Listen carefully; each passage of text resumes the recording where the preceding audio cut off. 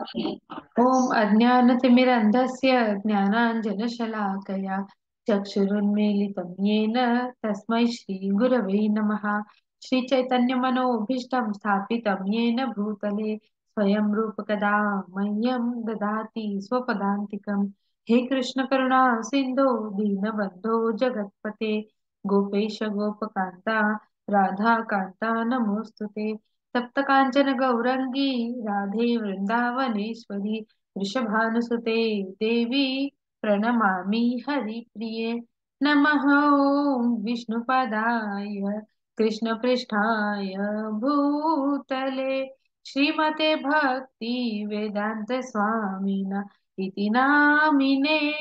नमस्ते सरस्वते देवे गौरवाणी प्रचारिणे निर्विशेष शून्यवादी पाश्चात्य देश तारिणे। जय हो श्री कृष्ण चैतन्य प्रभु नित्यानंद श्री अद्वैत गदाधार श्रीवासादि गौर भक्त वृंद। हरे कृष्णा कृष्ण कृष्ण हरे हरे हरे रामा हरे रामा राम राम हरे हरे हरे कृष्णा। तर आपण सुरुवात करण्याआधी प्रभू श्रीकृष्णांच्या चरणी नतमस्तक होऊया आणि त्यांचा आशीर्वाद घेऊया। श्री श्री राधा गोविंदांच्या चरणी नतमस्तक होऊया आणि त्यांचा आशीर्वाद घेऊया। श्रील प्रभुपादांच्या चरणी नतमस्तक होऊया आणि त्यांचा आशीर्वाद घेऊया। नामनिष्ठ दास प्रभूजींना वंदन करूया आणि माझ्या प्रेरणा पूजा माताजी, मनीषा माताजी आणि अन्वया माताजी यांना वंदन करून आज आपण आपल्या अध्ययनाची सुरुवात करूया। इस्कॉन श्री श्री राधा गोविंद टेम्पल मंगलुरू यांच्या कृष्ण या पुस्तकाच्या वाचनामध्ये तुम्हा सर्वांचं स्वागत आहे। तर आपण संपवला होता अध्याय 14वा ब्रह्मस्तुती। ब्रह्मदेवानी जेव्हा गाई वासरांना आणि भगवंतांच्या सवंगड्यांचं अपहरण केलं होतं ते एका सेकंदासाठीच गेले होते वरती, पण इकडे 1 वर्ष लोटला होता आणि कसं भगवंतांनी त्या सगळ्यांची रूपं घेऊन गाई वासरांना तृप्त केलं होतं आणि गोकुळातल्या ज्या त्यांच्या सवंगड्यांच्या माता पितांना सुद्धा तृप्त केलं होतं। आणि मग ब्रह्मदेवांना आपली चूक समजली आणि कोणत्या प्रकारे त्यांनी भगवंतांची माफी मागितली, भगवंतांची कशी स्तुती केली, हे सगळं आपण आपल्या 14व्या अध्यायात पाहिलं होतं। तर आज आपण सुरू करूया आपला 15वा अध्यायाचं वाचन। जर तुम्हाला कोणाला वाचायचं असल्यास तुम्ही हँड रेज करू शकता, मी तुम्हाला अनम्यूट करेन।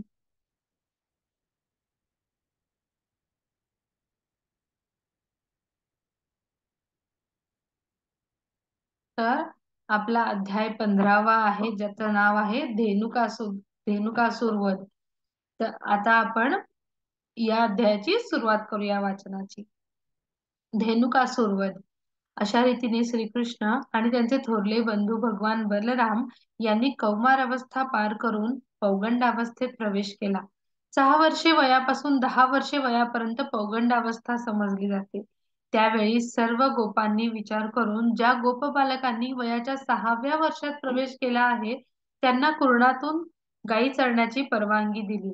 श्रीकृष्ण बलराम यांनी गोचरणाला प्रारंभ केला आणि ते त्या निमित्ताने संपूर्ण वज्रभूमीतून संचार करू लागले। त्यांनी आपल्या चरणचिन्हांनी संपूर्ण वज्रभूमी मंगलमय बनवली। श्रीकृष्णांनी आपल्या सगळ्या सवंगड्यांना एकत्र बोलवले, सगळ्यांच्या गायी पुढे ठेवल्या आणि आनंदाने वेणू वाजवीत ते सर्वजण गायी चारण्यासाठी वृंदावनात आले। हे वृंदावन नामक वन अनन्य भक्तांच्या निर्मळ अंतःकरणाप्रमाणे अतिशय पुनीत होते। ते वृक्षवेलींनी व वनस्पतींनी तसेच नानाविध फुलाफळांनी बहरलेले होते।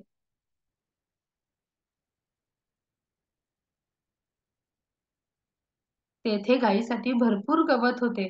तेथे कूजन करणाऱ्या अनेक प्रकारच्या पक्ष्यांची गर्दी होती। सर्वत्र मधमाशा व भ्रमर गुंजारव करीत होते। तेथे श्रमपरिहार करणाऱ्या निर्मळ पाण्याची सरोवरे होती। तेथे सदैव शरीराला आणि मनाला उल्हासित करणारा सुगंधी पवन मंद मंद गतीने वाहत होता। श्रीकृष्ण आपल्या सवंगड्यांसमवेत आणि बलरामांसमवेत वृंदावनात प्रवेश केला। आणि तेथील अनुकूल परिस्थिती पाहून त्या सुंदर वातावरणाचा परिपूर्ण उपभोग घेण्याची त्यांची इच्छा झाली. श्रीकृष्णांनी पाहिले की सुंदर नवांकुरांनी आणि फळांनी गच्च भरलेले तेथील वृक्ष भाराधिक्याने जमिनीचा स्पर्श करतात. जणू काही ते त्यांच्या चरणकमळांचा स्पर्श करीत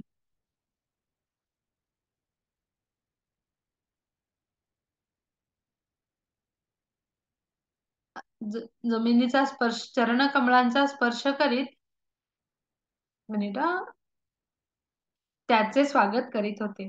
त्यांच्या अशा भावपूर्ण स्वभावामुळे श्रीकृष्ण अतिशय प्रसन्न झाले आणि त्या वृक्षांची व फळाफुलांची अंतःकरणे जाणून ते स्मितहास्य करू लागले. श्रीकृष्ण आपल्या थोरल्या बंधूला बलरामांना म्हणाले, प्रिय दादा, तुम्ही आमच्यात श्रेष्ठ आहात. देवी देवता देखील तुमच्या चरणकमळांची पूजा करतात. पहा तर, फळाफुलांनी भरलेले वृक्ष तुमच्या चरणकमळांची उपासना करण्यासाठी नतमस्तक झाले आहेत. असे दिसते की त्यांना वृक्षयोनी घेण्यास भाग पडणाऱ्या अंधकारातून सुटण्याचा ते प्रयत्न करीत आहेत.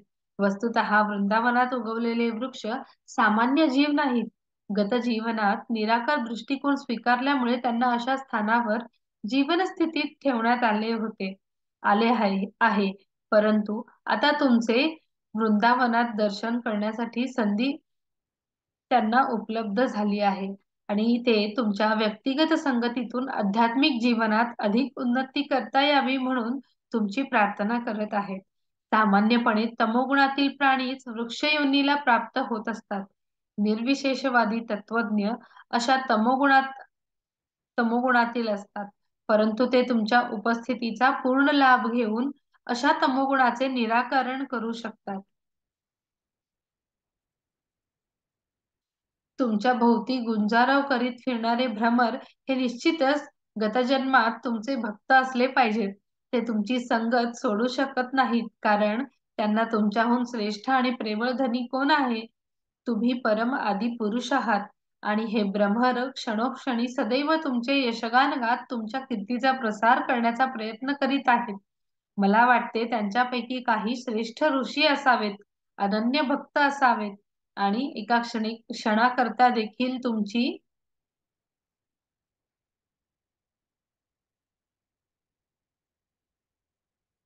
संगत सोडण्याचे त्यांना धैर्य होत नसल्यामुळे त्यांनी स्वतःला या भ्रमरांच्या रूपात ठेवले असावे. प्रिय दादा, तुम्ही परम उपास्य भगवंत आहात. पहा तर खरे, हर्षभराने हे मयूर तुमच्या पुढे कसे मनोरम्य नृत्य करीत आहेत. ही हरणे तर पहा, त्यांचा स्वभाव अगदी गोपिकांसारखा आहे आणि त्यांच्याप्रमाणेच किती स्नेहाने ते तुमचे स्वागत करू लागली आहेत. या सुंदर वनांमधील कोकिळा प्रमुदित होऊन आपल्या सुंदर स्वरांनी तुमचे स्वागत करीत आहेत, कारण तुमचे त्यांच्या घरी झालेले आगमन ते मंगलकारक समजतात. जरी हे वृंदावनवासी वृक्ष आणि पशु आहेत, तरी ते आपल्या कीर्तीचे गान करीत आहेत. ज्याप्रमाणे एक महात्मा पुरुष दुसऱ्या महात्माचे आपल्या घरी स्वागत करण्याकरता पूर्ण शक्तीने प्रयत्न करतो, त्याचप्रमाणे ते त्यांच्या हार्दिक पराकाष्ठेने तुमचे स्वागत करण्याकरिता समोर प्रकट झाले आहेत. या भूमीविषयी काय सांगावे? ती इतकी पुण्यवान आणि सौभाग्यशाली आहे की तुमच्या चरणकमळांच्या खुणांनी अंग शृंगारले जाण्याचे भाग्य तिला प्राप्त झाले आहे. तुमच्यासारख्या महान व्यक्तीचे या वृंदावनवासियांनी अशा प्रकारे स्वागत करणे अगदी स्वाभाविक आहे. या लता, वेली, औषधी देखील तुमच्या चरणकमळांना स्पर्श करून धन्य होत आहेत.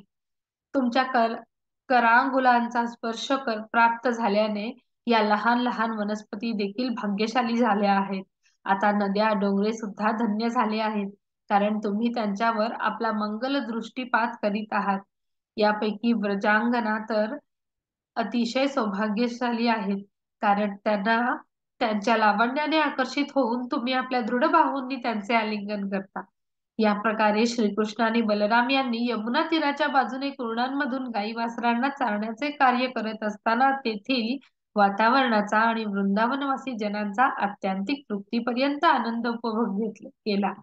अशा आरुद्ध उत्सवात कधी कधी त्यांच्या समवेत त्यांचे सवंगडी असत. श्रीकृष्ण व बलराम वनफुलांच्या माळांनी शृंगार करीत आणि त्यांचे सवंगडी गीते गात भ्रमरांच्या गुंजारवाची नक्कल करीत त्यांच्या संगतीत राहत. वृंदावनातून भ्रमंती करताना त्यांचे सोबती कधी कधी सरोवरातून जलकेली करणाऱ्या हंसांच्या कलकल ध्वनीचा नक्कल करीत. कधी कधी ते चकोर, कोकिळा, मयूर, भारद्वाज इत्यादी वेगवेगळ्या पक्ष्यांनी काढलेल्या ध्वनीची नक्कल करीत. कोणीतरी हँड रेज केला, 1 मिनिट मला बघू द्या. ओके, प्रियांका माताजी तुम्ही वाचू शकता. मी तुम्हाला अनम्यूट करते. हा, 1 मिनिट, मी नेक्स्ट पेज ओपन करते.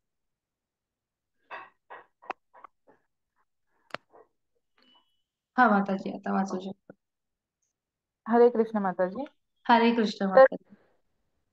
तर कधी कधी नृत्य करणाऱ्या मयुरांना पाहून त्यांच्या नृत्याचे अनुकरण करीत श्रीकृष्णासमोर नाचू लागत.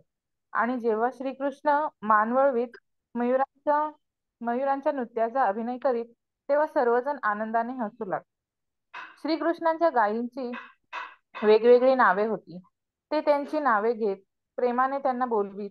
श्रीकृष्णांनी बोलविताच त्यांचा आवाज ऐकून त्या हंबारवाने त्यांना प्रतिसाद देत आणि श्रीकृष्णांचे सवंगडी या पक्षातील प्रेमपूर्ण विनिमयाचे हृदय भरून आस्वादन करीत.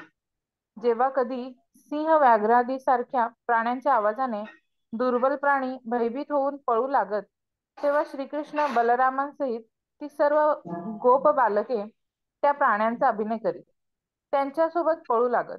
जेव्हा कधी त्यांना थकवा येई, तेव्हा ते विश्रांती घेत.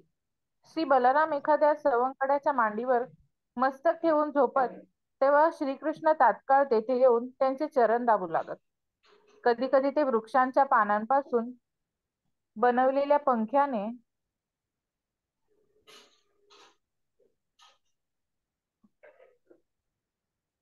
इथून बलरामांचा बलरामांचा थकवा दूर करण्याकरता त्यांना हळुवारपणे हवा घालीत. बलराम विश्रांती घेत असताना इतर बालक नृत्य, गायन करीत अथवा आपापसात मल्लक्रीडा करीत उड्या मारत. तेव्हा श्रीकृष्णही त्यांना जाऊन मिळत आणि त्यांचे हात धरून त्यांच्या संगतीचा आनंद घेत त्यांच्या कर्तृत्वाची प्रशंसा करीत हसू लागत. जेव्हा श्रीकृष्ण थकून जात, तेव्हा ते एखाद्या वृक्षाच्या खोडाच्या आश्रयाला विश्रांती घेत अथवा आपल्या मित्राच्या मांडीवर मस्तक ठेवून विश्राम करीत. अशा वेळी गोपबालके तेथे येऊन त्यांचे चरण दाबू लागत. काही जण वृक्षाच्या पानांच्या पंख्याने त्यांना वारा घालीत. त्यांच्यापैकी गायनात कुशल असणारे बालक त्यांच्या प्रसन्नतेकरिता मधुर आवाजात गीते गात. अशा रीतीने श्रीकृष्णांचा थकवा दूर होई. ज्यांचे चरणकमळ सौभाग्य देवी आपले करकमळांनी संवाहित करते, त्या पूर्ण पुरुषोत्तम भगवान श्रीकृष्णांनी आपल्या अंतरंगा शक्तीचा विस्तार करून त्या गोप बालकांपैकी एक अशा ग्रामीण मुलासारखे प्रकट होऊन स्वतःला त्यांच्या स्वाधीन करून टाकले होते. अर्थातच ते जरी एक ग्रामीण बालकाप्रमाणे प्रकट झाले होते, तरीही त्यांनी वेळोवेळी आपण पूर्ण पुरुषोत्तम भगवंत असल्याचे दाखवून दिले होते. कधी कधी काही धूर्त लोक स्वतःच भगवान असल्याचा देखावा करून अज्ञानी जनतेला फसवितात, परंतु ते केवळ फसवूच शकतात, परमेश्वराचे सामर्थ्य दाखवू शकत नाही. तर आपण इथे पाहतोय की किती सुंदर प्रकारे वृंदावनाचं वर्णन केलेलं आहे. त्या वातावरणाचं, आणि भगवंत स्वतः पुरुषोत्तम भगवंत असून सुद्धा ते आपल्या मोठ्या भावाला म्हणजेच बलराम, आपल्या मोठ्या बंधूंचं बलरामांची स्तुती कशी करतायत आणि त्यांची महानता कोणत्या शब्दात सांगतायत हे आपण इथे पाहिलं. आणि ज्यांनी भगवंत जरी लहान असले तरी त्यांच्या ज्या लीला आहेत, त्यांचं जे सामर्थ्य आहे आपण आतापर्यंतच्या अध्यायामध्ये पाहिलं. नुकत्या जन्मलेल्या बालकाने कसा पुतनेचा वध केला होता हे सुद्धा आपण पाहिलं. जरी ते सामान्य मुलांसारखे मनुष्य रूपात जरी त्यांनी जन्म घेतला, तरी त्यांचं सामर्थ्य, त्यांचं ऐश्वर्य आपण आता पाहिलंच आहे. पण ज्यांना भगवंतांचं हे महत्व, जे मूर्ख किंवा मूढ लोक असतात, तेच भगवंतांना परम पुरुष भगवंत म्हणून ते स्वीकार करू शकत नाहीत. का? तर त्यांना वाटतं की त्यांनी एका सामान्य बालकाचा जन्म आहे, त्यांचा सामान्य माणसाचा जन्म आहे, तर ते कसे परम पुरुषोत्तम भगवंत होऊ शकतात? तर आता आपण पुढे पाहू आपल्या अध्यायात.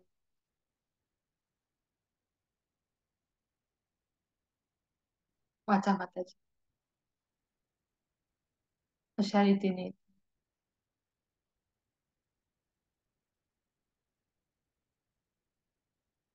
हरे कृष्ण माताजी. एक मिनिट.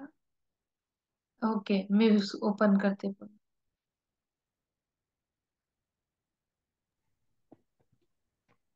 अशा रीतीने कृष्ण आपल्या अंतरंग शक्तीचा प्रकाश करीत सर्वाधिक सौभाग्यशाली गोपबालकांसमवेत दिव्य लीला संपन्न करण्यात संलग्न असताना त्यांना भगवत सामर्थ्य प्रदर्शित करण्याचा एक प्रसंग घटित झाला.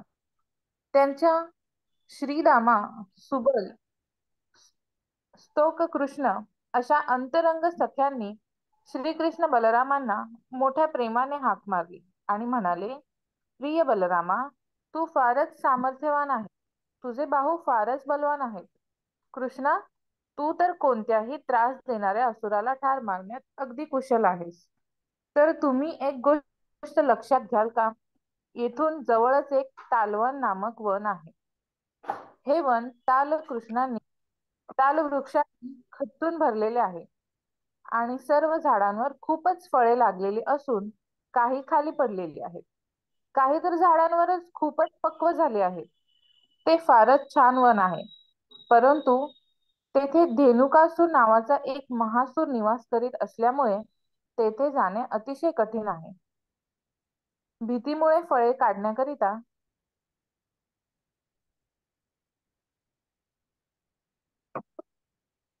भीतीमुळे फळे काढण्याकरिता कोणीही त्या वनाकडे चुकूनही फिरकत नाही. प्रिय कृष्ण बलराम, तो असुर तेथे एका गर्दवाच्या रूपाने राहत असून आणि तशीच रूपे घेऊन त्याचे असुर मित्र सदैव त्यांच्या सोबत असतात. ते अतिशय बलवान आहेत, म्हणून त्या ठिकाणी जाणे फारच अवघड आहे. प्रिय बंधूंनो, त्यांना ठार करणारे केवळ तुम्हीच आहात. तुम्ही सोडून मृत्यूच्या भयाने तेथे कोणीही जाऊ शकत नाही. पशु देखील तेथे जात नाहीत आणि पक्षीही तेथे राहत नाहीत. ते तेथून निघून गेले आहेत. लोक केवळ या वनातून येणाऱ्या पक्व फळांचा गोड गंधच अनुभवू शकतात. अजून कोणीही खाली पडलेल्या अथवा झाडांवर पक्व झालेल्या फळांचा आस्वाद घेतलेला नाही असे दिसते. प्रिय कृष्णा, उघड उघडच सांगायचे तर आम्ही खरोखरच त्या सुगंधाने मोहित झालो आहोत. प्रिय बलराम, तुझी इच्छा असेल तर आपण सगळेच तेथे जाऊ सगळेच तेथे जाऊन फळे खाण्याची मौज लुटूया. पहा तर, त्या फळांचा गंध कसा सर्वत्र पसरला आहे. तुम्हाला येथून अनुभव होत नाही काय? श्री श्रीकृष्ण बलरामांना त्यांच्या प्रिय मित्रांची अशी विनंती ऐकून फारच आनंद झाला. त्यांना आपल्या मित्रांना संतुष्ट करण्याची इच्छा झाली आणि ते त्यांच्या समवेत मोठ्या आनंदाने तालवनाकडे निघाले. तालवनातच पोहोचताच बलरामांनी हत्तीचे बळ प्रदर्शित करीत आपल्या हातांनी वृक्षांना खाली ओढायला सुरुवात केली. त्यांच्या हाताच्या हिसक्याने सगळी पिकलेली फळे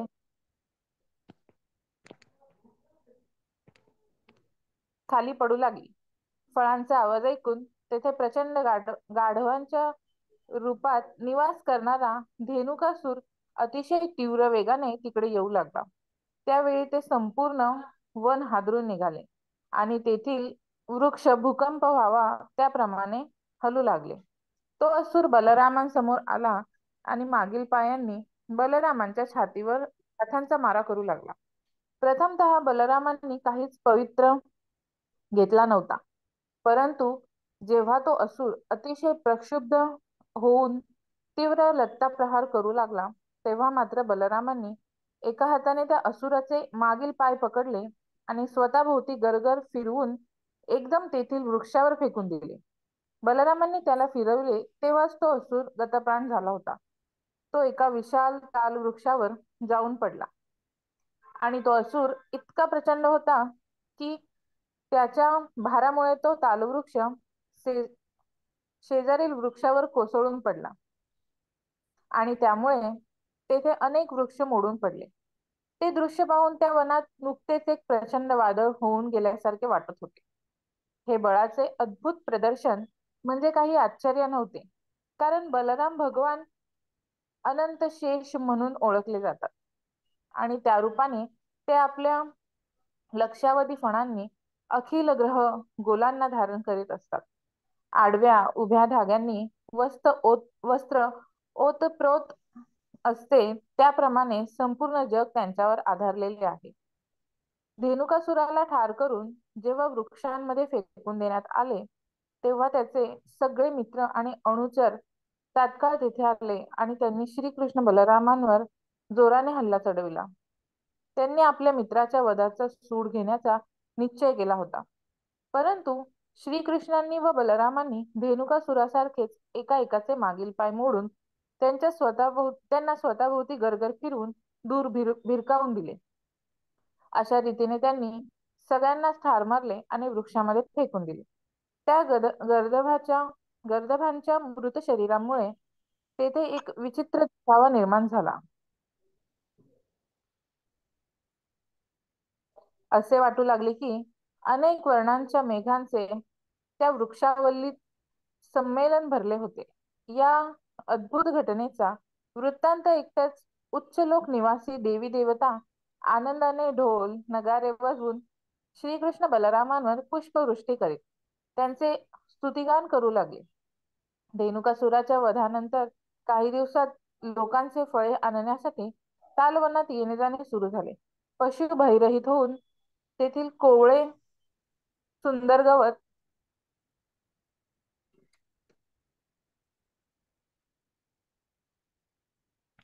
खाण्यासाठी परत येऊ लागले. केवळ श्रीकृष्ण बलरामांच्या अशा दिव्य लीला चरित्रांचे श्रवणगान करून कोणीही पुण्यसंचय करू शकतो. संध्यासमयी श्रीकृष्ण आणि बलरामांनी आपल्या मित्रांबरोबर वृंदावन ग्रामात प्रवेश केला. तेव्हा आपल्या बासऱ्या वाजवल्या आणि गोपबालकांनी श्रीकृष्ण बलरामांच्या वनातील अद्भुत कृत्यांची प्रशंसा केली. त्यांचे भालप्रदेश तिलकांनी सुशोभित होते आणि त्यांची सर्वांगे गोखुरांनी उठलेल्या धुळीने धूसर झाली होती. श्रीकृष्णांच्या शिरावर मयूरपंख शोभत होते. श्रीकृष्ण आणि बलरामांच्या बासरीचा ध्वनी ऐकताच तरुण गोपिका लगबगीने बाहेर आल्या आणि वृंदावनात परतणाऱ्या श्रीकृष्णांच्या दर्शनाने हर्षभरित झाल्या. वृंदावनातील गोपिका श्रीकृष्णांच्या दिवसभराच्या अनुपस्थितीने अतिशय उदास राहत. सर्व दिवसभर त्या वनात भ्रमण करणाऱ्या आणि कुर्णातून गोचारण करणाऱ्या प्रिय श्रीकृष्णांबाबत काळजी करीत असायच्या. आता श्रीकृष्ण घरी येत असल्याचे पाहताच त्यांची सर्व चिंता दूर झाली आणि त्यांचे नयनभृंग श्रीकृष्णांच्या मुखकमळातील लावण्यासौ अधाशीपणाने पान करू लागले. त्या मणींच्या मुखकमळांवर हास्य प्रस्फुटित झाले होते आणि श्रीकृष्णांनी त्यांच्या मुख सौंदर्याच्या अवलोकनाचा आनंद घेतला. श्रीकृष्ण आणि बलराम घरी येताच त्यांच्या प्रेमळ माता यशोदा आणि रोहिणी त्यांना घेण्यासाठी पुढे आल्या. त्या समयानुसार आपल्या प्रिय पुत्रांच्या इच्छा पूर्ण करू लागल्या. त्यांनी त्यांची सेवा केली आणि आपल्या दिव्य पुत्रांना आशीर्वाद दिले. त्यांनी आपल्या पुत्रांना स्नान घालून त्यांचा सुंदर शृंगार केला. श्रीकृष्णांची वस्त्रे पीत वर्णाची होती आणि बलरामांची नीलवर्णाची होती. त्यांनी त्यांच्या अंगावर सर्व प्रकारचे अलंकार आणि गळ्यात पुष्पहार घातले. कुणांमधील दिवसभराचा थकवा दूर झाल्याने ते आता पुन्हा ताजेतवाने आणि सुंदर दिसू लागले. मातांनी त्यांना स्वादिष्ट व्यंजने वाढली आणि कृष्ण बलरामांनी मोठ्या आनंदाने भोजन केले. भोजनोपरांत ते सुंदर शय्येवर बसले. माता त्यांच्या चरित्राची विविध गीते गाऊ लागल्या. हळुवार ते शय्येवर पहुडले आणि लवकरच त्यांना झोप लागली. अशा रीतीने श्रीकृष्ण आणि बलरामांनी गोपबालके म्हणून वृंदावनातील जीवनाचे सुखास्वादन केले. श्रीकृष्ण गोचारणाकरिता कधी कधी आपल्या थोरल्या बंधूंबरोबर आणि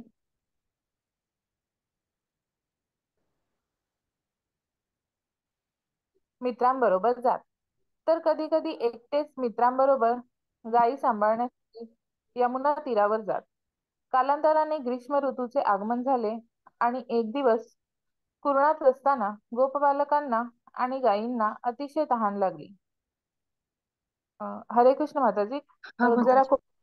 आहे. चालेल, मी वाचते मग पुढचं. ओके, हा. हा. एक दिवस कुरणात असताना गोपबालकांना आणि गायींना अतिशय तहान लागली आणि म्हणून ते यमुनेवर येऊन जलपान करू लागले. तथापि तेथे एक कालिया नामक सर्प राहत होता आणि त्याच्या विषामुळे ते यमुना जळ विषारी बनले होते. यमुना जळ अतिशय विषारी झाले होते. गायी आणि गोपबालक जलपान करून यमुना काठावर येताच त्यांच्यावर विषाचा प्रभाव झाला असल्याचे दिसून आले. ते अचानक भोवाळ आल्यासारखे खाली पडू लागले आणि पाहता पाहता मृतवत दिसू लागले. तेव्हा अखिल जीवनाचे जीवन श्रीकृष्णांनी त्या सर्वांवर कृपापूर्ण दृष्टीपात केला आणि सर्व गायी आणि गोबालक पुन्हा शुद्धीवर आले आणि मोठ्या कुतूहलाने एकमेकांकडे पाहू लागले. त्यांना समजले की यमुनेचे पाणी पिऊन ते गतप्राण झाले होते, परंतु श्रीकृष्णांच्या कृपामय दृष्टीपाताने त्यांना पुनर्जीवन प्राप्त झाले आहे. अशा रीतीने सर्व योग सिद्धींचे स्वामी योगेश्वर श्रीकृष्णांच्या योग सामर्थ्याची त्यांनी प्रशंसा केली. अशा रीतीने कृष्ण पुरुषोत्तम भगवान या ग्रंथातील धेनुकासुरवध नामक अध्यायावरील भक्ती वेदांत भाष्य संपन्न. हरे कृष्णा. तर अशा रीतीने आपण धेनुकासुराचा वध कसा झाला याची कथा या अध्यायामध्ये पाहिली.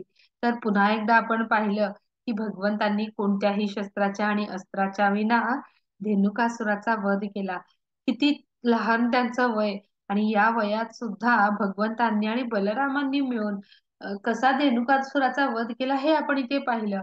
पण आता या अध्यायाच्या सुरुवातीला आपण याचंही वाचन केलं की भगवंतांनी आपले मोठे भाऊ असलेल्या बलरामांना एक भ्राता म्हणून किती जास्त त्यांनी त्यांची स्तुती केली किंवा किती जास्त त्यांना आपल्या भावाचं किती महत्व आहे हे त्यांच्या शब्दामधून आपण पाहिलं. तर आणि बलराम हे सुद्धा शेषनागाचा अवतार होते. पूर्ण पृथ्वी कशी त्यांच्या अधीन असते आणि त्यांच्या सामर्थ्याचं वर्णन कसं केलं आहे याचं सुद्धा वाचन आपण या अध्यायामध्ये केलं. तर अशा प्रकारे आपण हा 15वा अध्याय संपवला. तर आता आपण पुढचा अध्याय सुरू करूया वाचनाला. एकच मिनिट.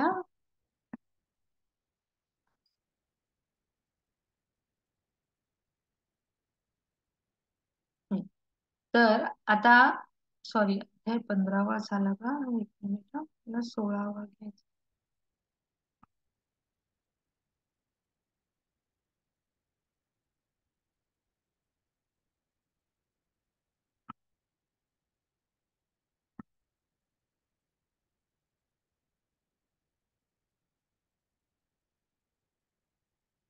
आता आपण यमुनेच्या काठावर तहान लागल्यानंतर कसं ते पाणी पिऊन कालियाच्या विषामुळे ते मृत्यूच्या दारामध्ये होते, परंतु परमपुरुषोत्तम भगवंतांनी त्यांची कशी त्यामधून सुटका केली हे पाहिली.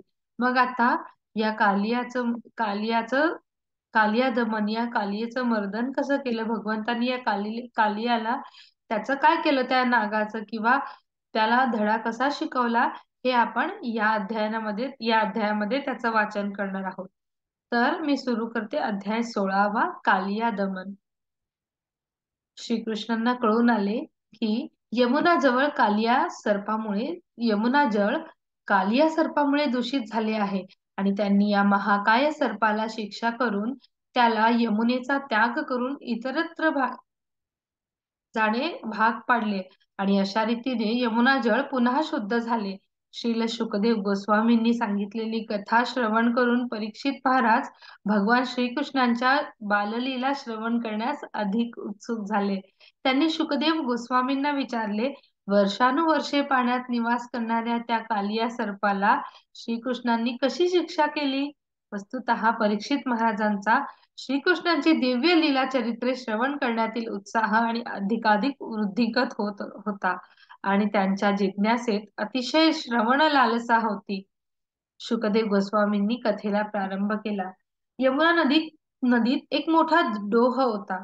त्या डोहात या काळ्या वर्णाचा महाकाय कालिया सर्प निवास करीत असे. तर एक मिनिट, कोणी हँड रेस केलाय मला पाहू दे. ओके, प्रियांका माताजींनी हँड रेस केलाय. आणखी कोणी हँड रेस केला होता का? सुनैना माताजी. ओके, प्रियांका माताजींनी आत्ताच वाचलं. तर सुनैना माताजी तुम्ही वाचू शकता. तुम्हाला वाचायचं आहे का?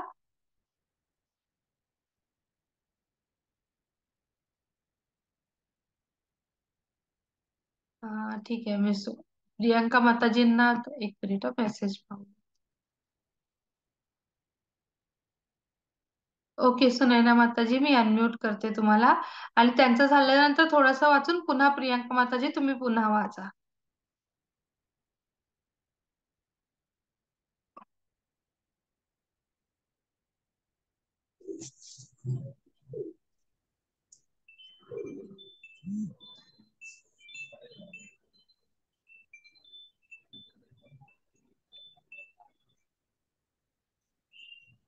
कुठून सुरुवात करू माताजी? हरे कृष्ण. हरे कृष्ण माताजी, इथून. अशा तीव्र विषयामुळे. हरे कृष्ण. अशा असे त्यांच्या तीव्र विषयामुळे तेथील परिसर इतका प्रदूषित झाला होता की त्यांच्या उच्छ्वासातून अहोरात्र विषारू वायू बाहेर पडत असे. जेव्हा कधी पक्षी त्या डोहाजवळून उडत असत तेव्हा ते तात्काळ मरून पाण्यात पडत. यमुनेचे पाणी विषारी बनले होते आणि त्या पाण्याच्या वाफेने दोन्ही तीरांमधील वृक्ष, पाणी आणि गवत सुकून गेले होते. श्रीकृष्णाने त्या महासर्पाच्या विषाचा परिणाम पाहिला. वृंदावनासमोरून पाहणारी संपूर्ण नदीच आता अंतकारी बनली होती. श्रीकृष्ण असुरांचा संहार करण्याकरता भूलोकी अवतीर्ण होतात. असे असुर संहारी श्रीकृष्ण यमुना काठावरील कदंबाच्या वृक्षावर चढले. कदंब वृक्षांची फुले गोलाकार पीतवर्णाची असतात आणि हा वृक्ष सामान्यतः वृंदावनात आढळतो.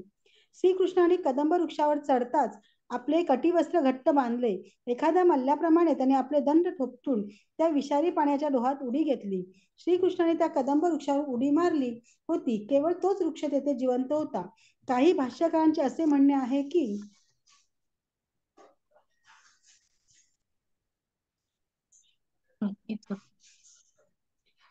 म्हणणे आहे की श्रीकृष्णाच्या चरण कमळांचा स्पर्श झाल्याबरोबर तो कदंब वृक्ष सजीव झाला. काही पुराणात कथा येते की विष्णूंचे वाहन गरुड याला जाणीव होती की श्रीकृष्ण भविष्यात कालिया दमन करणार आहेत, म्हणून त्या वृक्षाला जगवण्यासाठी त्याने काही अमृत बिंदू त्यांच्यावर टाकले होते. श्रीकृष्णाने पाण्यात उडी मारल्याबरोबर जणू काही एखादी प्रचंड वस्तू पाण्यात पडली असावी. त्याप्रमाणे यमुनेचे पाणी दोन्ही काठांवर दूरवर उडाले. श्रीकृष्णांच्या अशा सामर्थ्यांचे प्रदर्शन मुळीच अद्भुत नाही, कारण ते सर्व सामर्थ्यांचे भांडार आहेत. श्रीकृष्ण त्या डोहात एखाद्या मोठ्या बलवान हत्तीप्रमाणे पोहत असताना त्यांच्या हालचालीमुळे पाण्यावर मोठा ध्वनी उडू लागला. कालिया सर्पाला तो ध्वनी ऐकून गेला. त्या प्रकारचा गोंधळ त्याला सहन झाला नाही आणि तो आपल्या निवासावर हल्ला करण्याचा प्रयत्न असल्याचे त्याच्या लक्षात आले. तो अविलंब श्रीकृष्णासमोर येऊन ठेपला. कालियाने पाहिले की तेथे वस्तुतः दर्शन करण्यायोग्य एक सुंदर बालक होते. त्याचे सौंदर्य अनुपम होते. त्यांचे शरीर अतिशय सुंदर आणि सुकुमार होते. वर्ण नूतन मेघाप्रमाणे श्याम होता. चरण कमळ सदृश्य होते. त्यांच्या छातीवर श्रीवत्स चिन्ह होते. पीतवर्णाचे वस्त्र होती. त्यांच्या अंगावर हिरे जडित अलंकार होते. त्यांच्या सुंदर मुखावर स्मित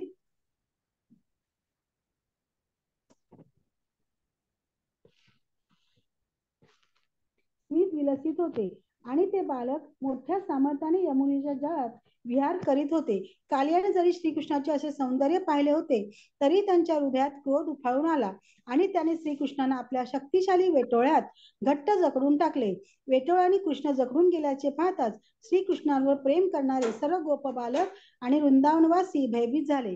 अखेर त्यांचे जीवन धनसंपत्ती, प्रेम, कर्म असेच सर्व श्रीकृष्णा पित्थळते होते.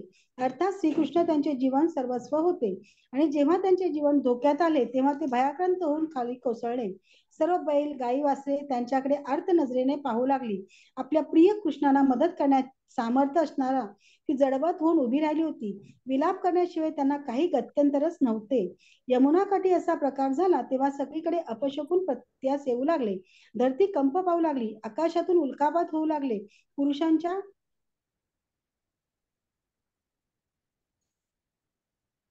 पुरुषांच्या वाम अंगात कंप होऊ लागला. हे सर्व अपशकून तात्कालिक संकटाचा संकेत देणारे होते.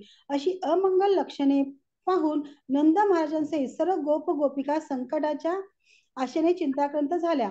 त्याच वेळी बालक श्रीकृष्ण बलरामाशिवाय एकटाच गोप बालकांबरोबर गायी चारण्यासाठी वृंदावनात गेल्या असल्याचे त्यांना समजल्यावर ते अधिकच काळजीत पडले. श्रीकृष्णावरील अत्याधिक स्नेहामुळे त्यांच्या शक्तीचा विस्तार न समजू शकले समजून सगळे वृंदावनवासी चिंतेने व्याकुळ झाले. त्यांना श्रीकृष्णाशिवाय अधिक काही प्रिय नव्हतेच मुळी.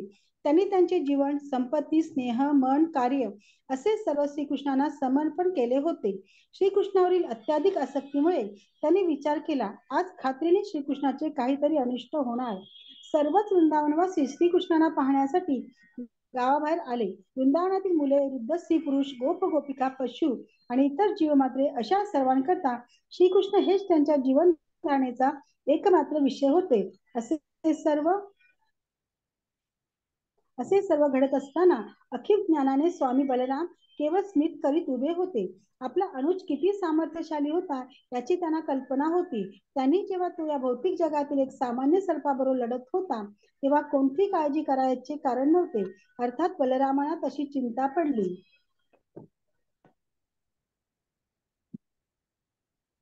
नाही, म्हणून त्यांनी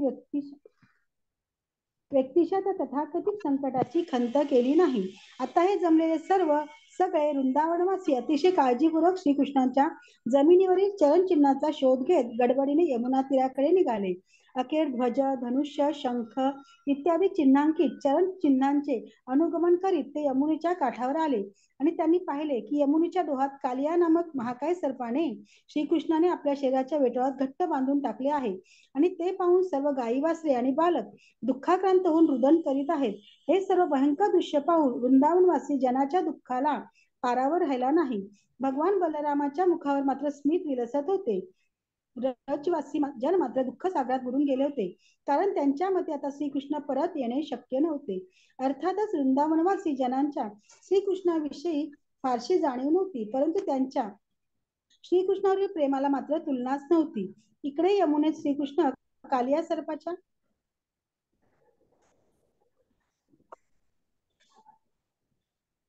पाशात गुरफटला आहे आणि काठावर सगळी मुले आणि गायी वासरे शोक करीत पडले आहेत. हे पाहून ते असह्य होऊन श्रीकृष्णाच्या कृत्याची, त्याच्या सुहास्य वदनाची, त्यांच्या मधुर बोलण्याची आणि वागण्याची आठवण करीत शोक करू लागले. त्यांना संपूर्ण त्रैलोक्य शून्यवत वाटू लागले. श्री चैतन्य महाप्रभूंनी देखील म्हटले आहे, मला श्रीकृष्णाविना संपूर्ण जग शून्य वाटत आहे. हाच कृष्ण भावनेचा सर्वोच्च स्तर आहे आणि सर्वच वृंदावनवासी कृष्ण प्रेमाच्या सर्वोच्च स्तरावरील होते. जेव्हा यशोदा माता तेथे आली आणि तिने तो प्रकार पाहिला तेव्हा ती यमुनेत प्रवेश करू लागली, परंतु तिच्या मज्जाव केल्यामुळे ती बेशुद्ध होऊन खाली पडली. सर्वांच्या नेत्रातून वर्षाकालीन पावसासारखा अश्रुपात होत होता. यशोदा मातेला सचेतन करण्यासाठी ते मोठ्याने श्रीकृष्ण लीला सांगू लागले. यशोदा माता अजूनही मृतवतच पडली होती, कारण तिचा प्राण श्रीकृष्णांच्या मुखकमलावर एकाग्र झाला होता. ज्यांनी श्रीकृष्णांना आपल्या प्राणासहित सर्वस्व अर्पण केले होते असे नंदादी गोपगण आता यमुनेत प्रवेश करण्यास सिद्ध झाले.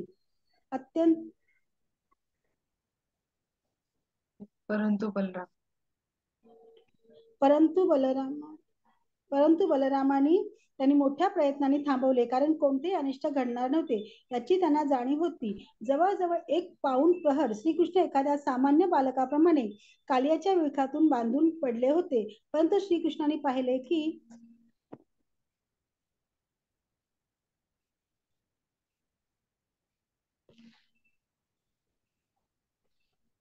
आपले माता पिता, गोपगोपिका, गायी वासरे, बालमित्र हे सर्व मृत्यूच्या निकट पोचले आहेत आणि आता अल्पावधीतच त्यांचे मरण अटळ आहे. तेव्हा त्यांनी कालियाच्या पकडीतून स्वतःला सोडून घेतले. त्यांनी आपल्या शरीराचा विस्तार करण्यास सुरुवात केली आणि त्यांना पकडीत घट्ट पकडून ठेवण्याचा प्रयत्न करणाऱ्या कालियाच्या शरीराला अतिशय ओढ बसू लागली. त्यामुळे त्यांची पकड शिथिल झाली आणि श्रीकृष्णाला सोडून देणे त्यांना भाग पडले.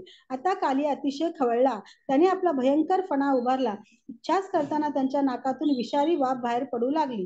त्यांचे नेत्र क्रोधाग्नीने लाल भडक झाले आणि तोंडातून ज्वाला बाहेर पडू लागल्या. तो महाकाय सर्प स्तब्ध राहून काही काळ श्रीकृष्णाचे निरीक्षण करू लागला. तो आपली चिरलेली जिव्हा ओठावरून फिरवीत दोन्ही फण्यांनी श्रीकृष्णाकडे निरखून पाहत होता. त्याची नजर विषाने भरली होती. त्याच वेळी गरुडाने सर्पावर तुटून पडावे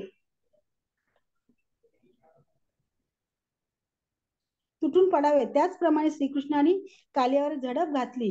कालिया त्यांना दंश करण्याचा प्रयत्न करू लागला, परंतु श्रीकृष्ण चपळाईने भोवती फिरू लागले. कालिया आणि श्रीकृष्ण असे लढत असताना कालियाला थकवा येऊ लागला आणि क्रमशः त्याची सगळी शक्ती संपुष्टात आली. श्रीकृष्णाने त्वरित त्यांच्या फणांना पकडून खाली ओढले आणि चपळाईने वर उडी घेतली. त्यावेळी त्यांचे चरणकमळ त्या फणांवरील मण्यांच्या किरणाने अरुण वर्णाचे दिसू लागले आणि नृत्यादी अखिल ललित कलांचे मूळ गुरु असे नटराज श्रीकृष्ण त्यांच्या शेकडो चंचल फणांवर चपळाईने नृत्य करू लागले. असे दृश्य पाहून उच्च लोकातील निवासी जनांनी ढोल नगारे विविध प्रकारच्या बासऱ्या अशी वाद्य वाजून स्तुतिगान करीत गगनातून पुष्पवृष्टी केली. अशा रीतीने गंधर्व सिद्ध देवी देवता असे अखिल स्वर्गनिवासी जन अतिशय प्रसन्न झाले. श्रीकृष्णाचे असे नृत्य चालू असताना कालिया त्यांच्या दुसऱ्या फणाने खालील ओढण्याचा प्रयत्न करू लागला. कालियाचे 100 फण होते, परंतु श्रीकृष्णाने त्या सगळ्यांचे नियंत्रण केले. श्रीकृष्ण आता आपल्या चरणाने कालियाच्या फणावर जोराने आघात करू लागले आणि त्याला तो मार असहनीय होऊ लागला. कालिया त्या जबर आघातामुळे अखेर जीवनाशी संघर्ष करण्याच्या स्थितीवर पोहोचला. तो विष ओकू लागला. मुखावाटे विषारी द्रव्य उगाळून माताजी, कोणाला वाचायचे की वाचू? कोणाला वाचायचं असेल तर तुम्ही हँड रेज करू शकता. कोणाला वाचायची इच्छा आहे का? कोणी हँड रेज तर नाही केलाय. तुम्हाला कंटिन्यू करायचं असेल तर करा माताजी, नाही तर मग मी वाच. हो टाकतात. त्यांची पापपूर्ण अवस्था कमी होत गेली. अतिशय क्रुद्ध होऊन तो आपल्या अस्तित्वासाठी संघर्ष करू लागला. त्याने भगवंतांना ठार मारण्यासाठी एक फणा उभारण्याचा प्रयत्न केला. त्याच वेळी श्रीकृष्णाने लता प्रहार करून त्याचा तो प्रयत्न हाणून पाडला आणि त्या फणांवर तो नाचू लागले. जणू काही तेथे भगवान विष्णूंची उपासना चालली होती आणि त्या सर्पाच्या मुखामधून बाहेर पडणारे विषारी फवारे जणू काही फुले अर्पण करण्यासारखे वाटत होते. आता कालिया विषाऐवजी रक्त ओकू लागला. आता तो पूर्ण थकून गेला होता. भगवंताच्या लता प्रहाराने आपले सर्व शरीर चूर्ण झाल्यासारखे त्याला वाटत होते. आता तो विचार करू लागला की हा बालक कृष्ण कदाचित भगवंत असावा आणि अखेर तो अखिलांचा स्वामी भगवंतच असल्याचा निर्धार करून त्याने त्यांना आत्मसमर्पण केले. कालिया सर्पाच्या पत्न्यांनी पाहिले की भगवंताच्या लता प्रहाराने आपल्या पतीला चांगलीच जरब बसली आहे आणि ज्यांच्या उदरात अखिल ब्रह्मांड माताजी ब्रह्मांड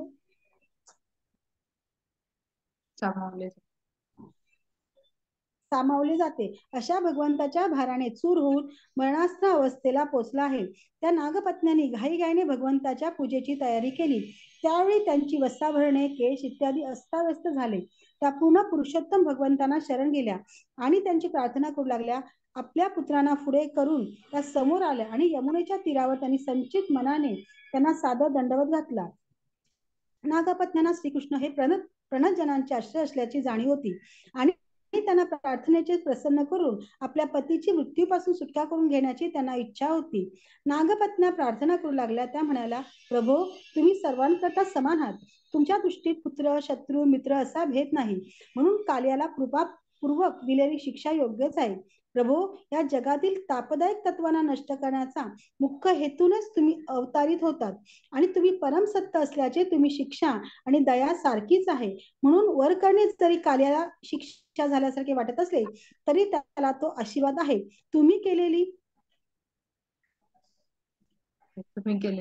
शिक्षा म्हणजेच तुम्ही आमच्यावर केलेली मोठी कृपाच आहे असे आम्ही समजतो, कारण त्यावरूनच त्याच्या पापकर्माचे फळ नष्ट झाले असल्याचे समजते. आता हे स्पष्ट झाले आहे की या नागरूपातील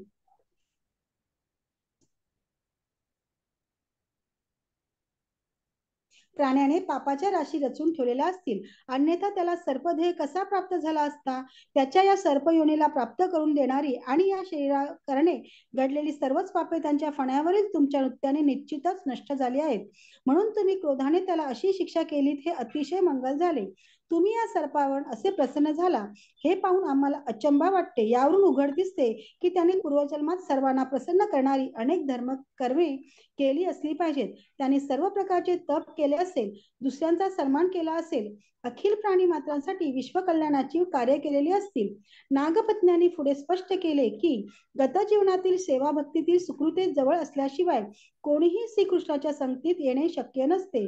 श्री चैतन्य महाप्रभूंनी शिष्टाशकात सल्ला दिला आहे की शिक्षाष्टकात शिक्षाष्टकात शिक्षाष्टकात सल्ला दिला आहे की मनुष्याने स्वतःला तृणपात्या कुठे गेलो तिच्यावरती मनुष्याने स्वतःला तृणपातापेक्षा हीन समजून तरुपेक्षा सहनशील होऊन स्वतः सन्मानाची अपेक्षा न करता दुसऱ्यांना सन्मान देण्यास तत्पर राहून सदैव नम्र भावाने हरे कृष्ण मंत्राचे संकीर्तन करीत सेवा भक्तीत संलग्न असायला हवे. काल याला जघन्य पापकृत्यांची फळ म्हणून सर्पाचे शरीर प्राप्त झाले होते आणि त्याच वेळी भगवान श्रीकृष्णाने चरण कमळे त्यांच्या माथ्यावर पडली होती. याचे नागपत्न्यांना आश्चर्य वाटत होते. खात्रीने सुकृतांचे साधारण फळ नव्हते. या विरोधात्मक गोष्टींचे त्यांना आश्चर्य वाटत होते. त्यापुढे प्रार्थना करू लागल्या, प्रभो, या सर्पाला तुमच्या चरण कमळांची धूळ प्राप्त होण्याचे सौभाग्य मिळावे हे पाहून आम्हाला अतिशय आश्चर्य वाटते. थोर संत महात्मे अशा भाग्याची आकांक्षा करतात. अहो, अधिक काय सांगावे. तुमच्या चरण कमळांच्या धुलीचा आशीर्वाद प्राप्त व्हावा म्हणून सौभाग्याच्या देवीला लक्ष्मीला देखील कठोर तप करावे लागले होते. मग कालिया इतका सहजासहजी चरणरज शिरावर प्राप्त करतो हे कसे काय. आम्ही अधिकारी स्तोत्रातून श्रवण केले आहे की ज्यांनी आपल्या चरण कमळांच्या धुलींचा आशीर्वाद प्राप्त केला आहे ते ब्रह्मदेवाचे पद, स्वर्गाचे इंद्रपट, या ग्रहांचे सार्वभौम सम्राटपद अशा विश्वातील कोणत्याच पदाची मुळीच अपेक्षा करीत नाहीत. त्यांना या भूलोकांच्या वरील सिद्धांती लोकांवर राज्य करण्याची अपेक्षा नसते किंवा अष्टांग योग प्रक्रियेत प्राप्त होणाऱ्या योग सिद्धीचे त्यांना आकर्षण. इथे थांबूया आपण माताजी आणि आपण पुढचं उद्या वाचूया. हो चालेल माताजी. हरे कृष्ण. हरे कृष्ण. तर त्यांना तर मी प्रार्थना म्हणून रेकॉर्डिंग थांबवते आणि मग आपण थोडस डिस्कस करून थांबूया. वांछा कल्पतरुभ्यश्च कृपा सिंधु एव च पतितानां पावनेभ्यो वैष्णवेभ्यो नमो नमः. हरे कृष्ण. तर एक मिनिट रेकॉर्डिंग